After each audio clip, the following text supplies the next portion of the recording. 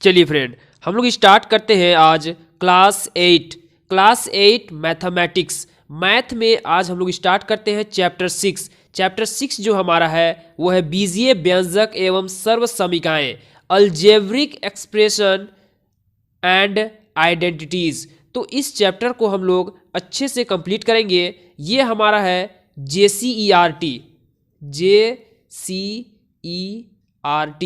हम लोग JCERT math book chapter 6 को क्लास 8 को अच्छे से हम लोग पढ़ने वाले हैं। तो आप JCERT वाले स्टूडेंट हैं फ्रेंड, तो आप इसे अच्छे से वॉच करें। चलिए हम लोग देखेंगे इसमें हम लोग क्या क्या सीखने वाले हैं। इसमें हम लोग सीखने वाले हैं बीजीय व्यंजक क्या है।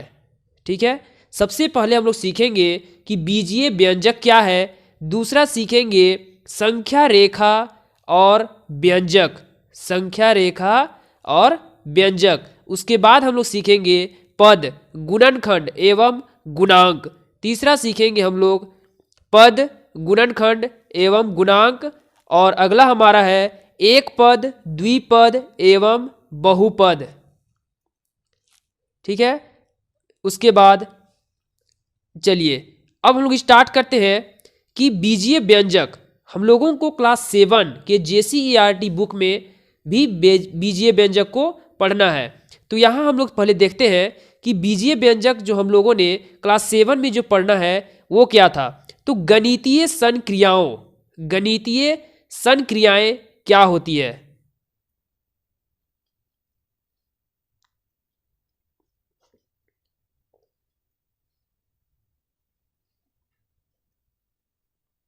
गणितीय संक्रियाओं प्लस, माइनस, गुना एवं भाग। ठीक है, इसी का प्रयोग करके, ठीक है, यानी गणितीय संक्रियाएं क्या क्या होती है तो प्लस, माइनस, गुना और भाग। इसका प्रयोग करके हम लोग क्या करेंगे, इसका प्रयोग करके चर और अचर। चर क्या होती है फ्रेंड, चर जैसे मान लेते हैं कि चर का मान क्या होता है, बदलता है। क्या होता है, बदलता है। ठीक है, और एक होता है अचर। क्या होता है, अचर का मान नहीं बदलता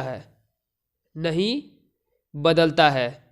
तो हम लोग इसे कैसे जानेंगे, हम लोग इसे याद कैसे रखेंगे। ठीक है, चर को हम लोग कहते हैं वेरिएबल। क्या कहते हैं,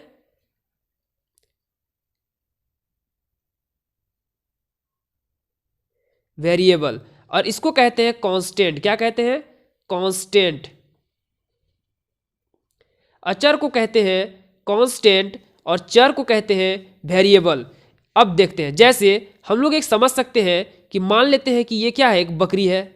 ठीक है, ये बकरी क्या हो रही है, चर रही है। ठीक है, क्या कर रही है, चर रही है, यानी कि ग्रास यानी घास को क्या कर रहा है, बकरी चर रही है। ठीक है, यानी बकरी जो है घास एक जगह पर नहीं चरती है। ठीक है, बकरी को अगर यहाँ चराया जाए तो ये पूरे एरिया में क्या होती है, घूम घूम कर क्या होती है, चरते रहती है। ठीक है, अगर हम लोग थोड़ी देर के लिए आंख बंद कर ले या हम लोग कहीं खेलने के लिए चले जाएं तो ये बकरी क्या होती है, पूरे एरिया में कहाँ चली जाएगी ये हमको पता नहीं चलेगा। यानी तुरंत ये यहाँ से यहाँ चली आएगी और यहाँ से यहाँ चली आएगी। यानी कि बकरी क्या होती है, बदलते रहती है अपने भोजन, यानी कि अपने खाने पीने के लिए क्या करती है, वो बदलते रहती है। यानी ये क्या है, चर है। क्या है, चर है। यानी चर क्या होता है, चर का मतलब होता है बदलना। जैसे हम लोग कह सकते हैं x, तो x का कोई अता पता नहीं है कि इसका मान क्या होगा, 1 होगा, 2 होगा, 4 होगा, इसे कोई नहीं जान पाएगा। ठीक है, इसे हमें निकालना होगा। अभी हमें पता नहीं है कि x का मान कितना होगा। यानी ये चर है, ये बदल सकता है, ये बकरी है। आप मान सकते हैं क्या है, बकरी है। ठीक है, जैसे y मान सकते हैं, इसका मान भी किसी को पता नहीं है, यानी ये चर है। ठीक है, ये चर रहा है। क्या हो रहा है, ये चर रहा है। ठीक है, इसी तरह से हम लोग कह सकते हैं A to Z, यानी ABCD में जितने भी स्मॉल लेटर होते हैं, क्या होते हैं, स्मॉल लेटर होते हैं। ठीक है, वो सारे क्या होंगे, चर होंगे। क्या होंगे, चर होंगे। यानी जिसका मान बदलता हो वो क्या कहलाता है, चर कहलाता है। यहां तक आपको समझ में आ गया होगा। दूसरा हम लोग देखने वाले हैं अचर क्या होता है। अचर जैसे हम लोग खाना खाते हैं, ठीक है, जैसे मानव, ठीक है, मानव जब खाना खाते हैं तो क्या होता है, एक जगह पे बैठ कर खाते हैं, ठीक है। अगर किसी मानव को कहा जाए कि तुम्हें यहाँ खाना खाना है, ठीक है, तो हम थोड़े देर के लिए आंख अगर बंद कर दे तो भी हम आंख खोले तो हमें वहीं पर वो मिलेगा, हमें वहीं पर वो मिलेगा। यानी ये कभी हिलता डुलता नहीं है, इधर उधर नहीं जाता है, ठीक है। यानी ये वहीं पर है, फिक्स है कि वहीं पर ये मिलेगा हमें। तो इसीलिए हम लोग क्या कहेंगे कि ये जो है अचर है। क्या है? अचर है। और इससे साफ जाहिर होता है कि मानव चरता नहीं है, ठीक है, बल्कि खाता है, ठीक है। मानव चरता नहीं है बल्कि खाता है। और बकरी क्या होती है? चरती है, ठीक है। क्या होती है?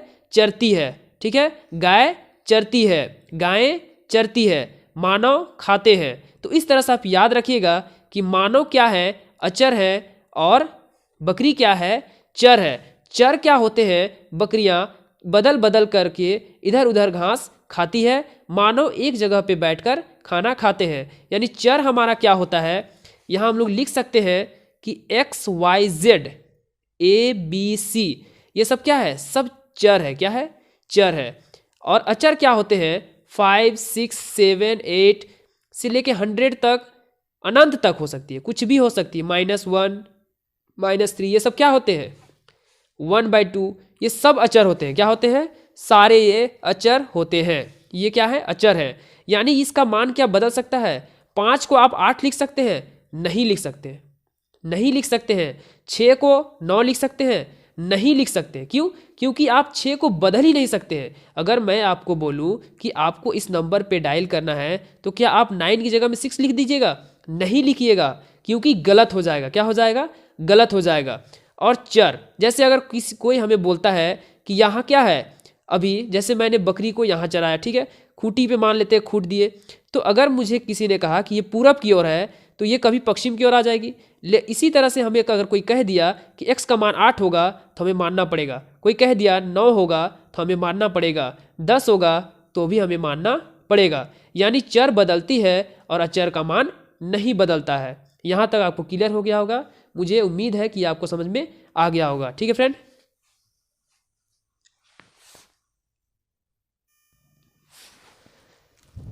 चलिए अब हम लोग जो है गणितीय संक्रियाओं का यूज करके हम लोग क्या बनाने वाले हैं? बीजीय व्यंजक बनाने वाले हैं। क्या बनाने वाले हैं?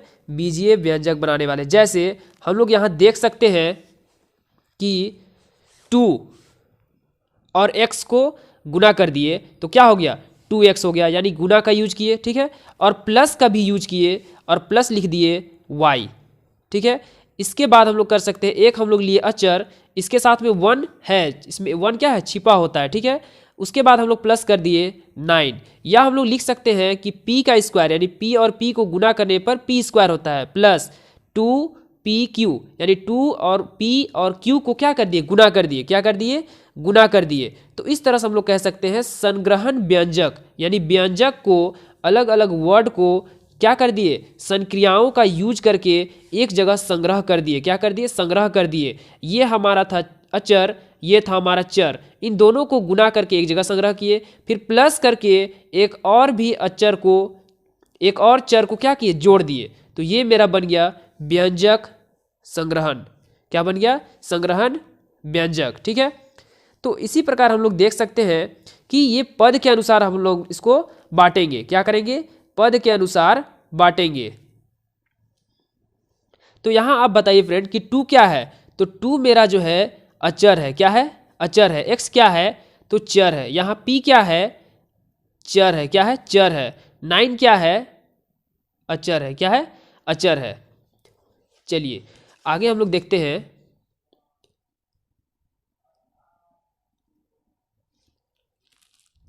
एक पद, क्या देखते हैं? एक पद।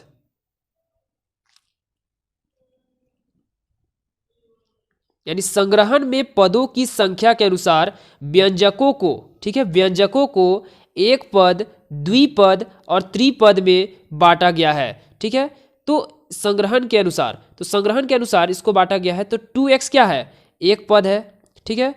2xy ये भी क्या है, एक पद है, यानी कि मल्टीप्लाई में, ठीक है, अगर वो एक हो तो वो एक पद कहलाता है। जैसे मान सकते हैं कि 3xyz, ठीक है, ये भी क्या है, मेरा एक पद है। जैसे दो पद, द्विपद अगर क्या होगा, द्विपद, तो द्विपद में हो जाएगा हमारा x+1, यानी कि ये एक पद और एक पद मिलकर कितना हो गया, द्विपद हो गया, ठीक है। 2xy+2 ये एक पद और ये एक पद कितना हो गया, द्विपद, द्वि मतलब दो पद। 4x² - 1 ये भी क्या हो गया, एक पद और ये एक पद कितना हो गया, दो पद हो गया। अब हम लोग पढ़ते हैं त्रिपद। त्रिपद, त्रिपद में क्या होगा, तीन पद होंगे, एक पद लिख दिए, प्लस 2xy+y एक पद, दो पद और ये तीन पद, तो क्या हो गया, त्रिपद हो गया। एक और एग्जांपल ले सकते हैं कि x² + y² + z², एक पद, दो पद और तीन पद, तो ये भी क्या कहलाएगा, त्रिपद कहलाएगा। जिसमें एक पद हो वो एक पद, जिसमें दो पद हो वो द्विपद, जिसमें तीन पद हो वो त्रिपद कहलाता है। अब ये सभी क्या है, बहुपद है, ये सभी क्या है, बहुपद है। तो ये बहुपद क्या कैसे हैं, ये हम लोग कैसे जानेंगे, तो हम लोग जानते हैं कि व्यापक रूप में हम, ठीक है, आपके पास बुक होना चाहिए फ्रेंड, ठीक है, JCERT का आपके पास बुक होना चाहिए। अगर आपके पास बुक है और उसके बाद बुक से आप जब रीड कीजिएगा तो आपको पूरा क्लियर हो जाएगा, पूरा कॉन्सेप्ट क्लियर हो जाएगा और आप उसे अच्छे से पढ़ के अच्छे मार्क्स ला सकते हैं। आपको अच्छे मार्क्स लाने से कोई नहीं रोक सकता, कोई नहीं कहने का मतलब है कि कोई नहीं रोक सकता, ठीक है।